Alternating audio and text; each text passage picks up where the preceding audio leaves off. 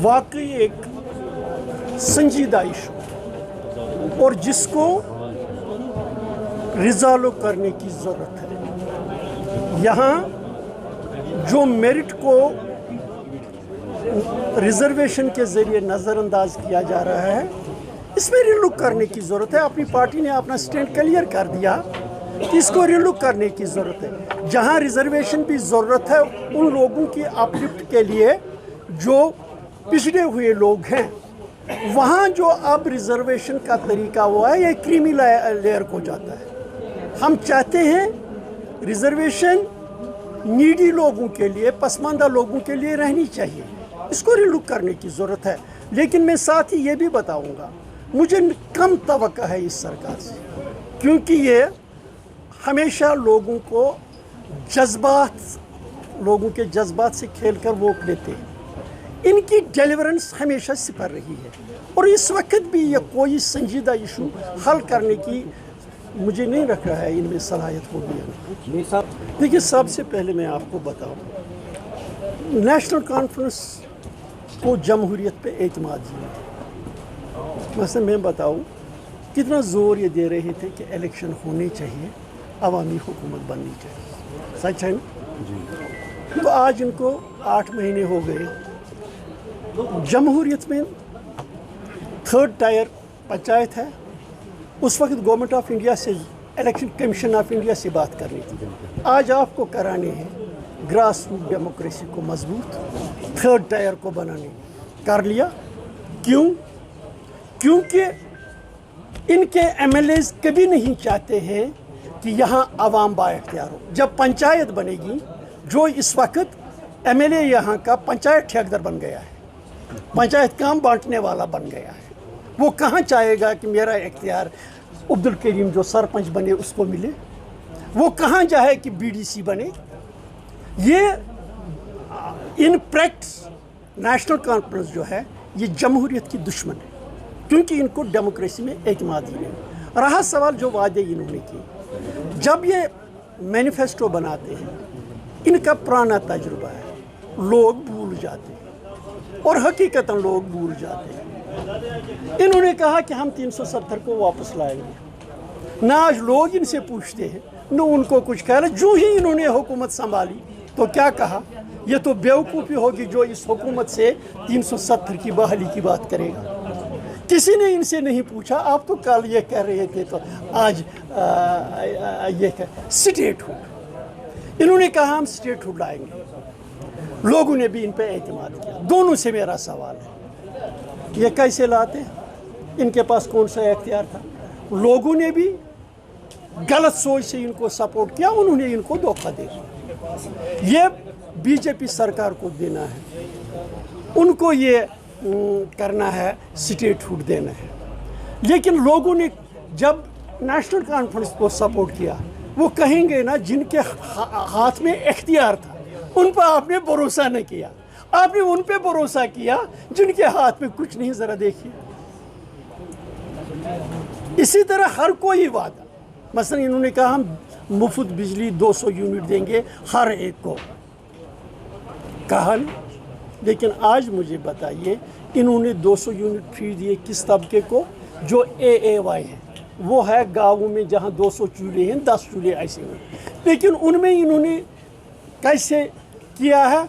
अपने वर्कर्स को ही वो AAY दिया है। यानी ये हर चीज़ जो करते हैं उसी महदूद तबके के लिए, आम लोगों के लिए इनका कोई अप्रोच नहीं है। सरकार शायद साहब मैं आपको बताऊँ, इसमें दो राय हैं नहीं। लोगों ने नेशनल कॉन्फ्रेंस को सपोर्ट किया। मैंने ये भी कहा कि हम 8 महीने चुप रहे। हमने कहा इनको टाइम दे देंगे, बल्कि ये परफॉर्म करेंगे।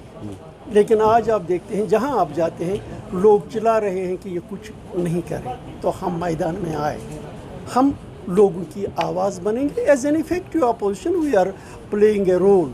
इट इज़ नॉट नेसेसरी कि हम असम्बली में नहीं हैं, असम्बली के बगैर भी हम अपना रोल अदा करें। मरकज़ी सरकार है, हमने इलेक्शन मैनिफेस्टो में भी ये बात रखी थी। बहुत खून बहा, जेलें भी भरी, कितनी तबाही हो गई। क्या जम्मू कश्मीर के लोग और गवर्नमेंट ऑफ इंडिया के दरमियान इसी तरह हालात रहने चाहिए? किया यहाँ हालात में दुरुस्ती हो। कोई डेट तो लगाना, इस हद तक जिसने जो कुछ किया वहाँ तक छोड़े, इससे आगे तो बढ़ेंगे ना।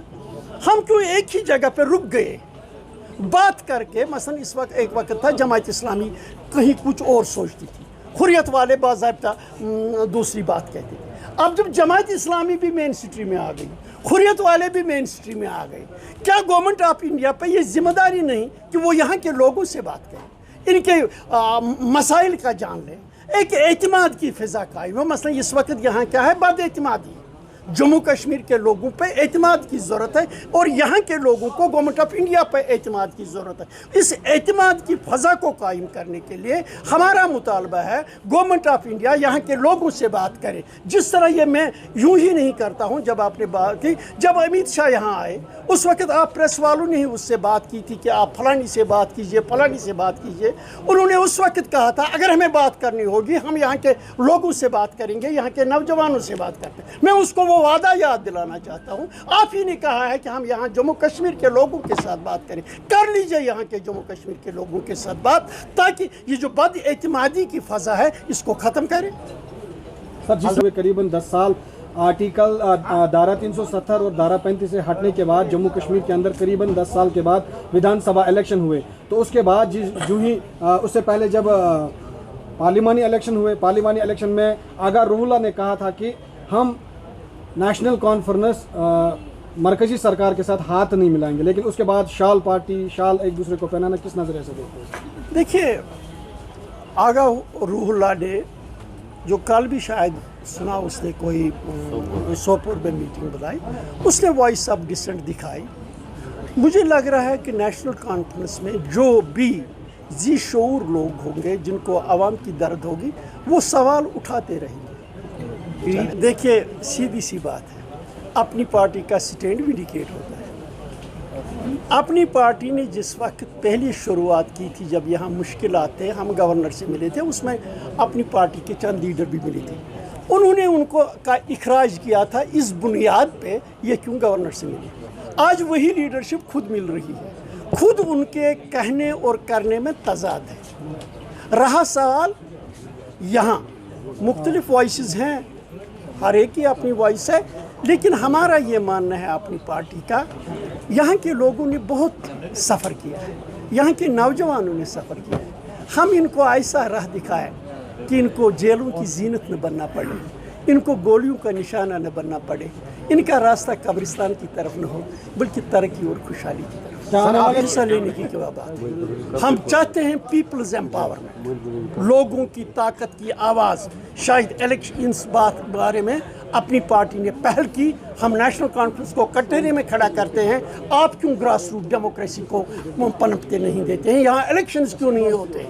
तो इसमें पार्टिसिपेशन न करने की बात कहाँ से आ गई?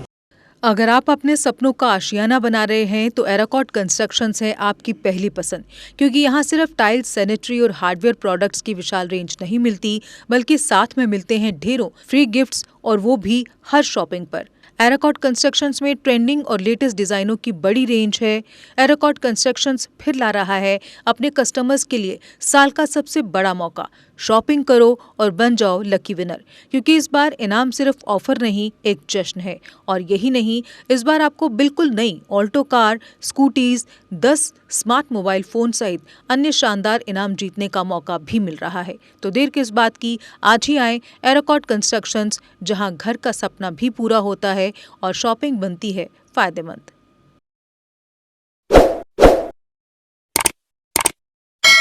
जम्मू कश्मीर की खबरों के लिए जुड़े रहिए GK अपडेट के साथ।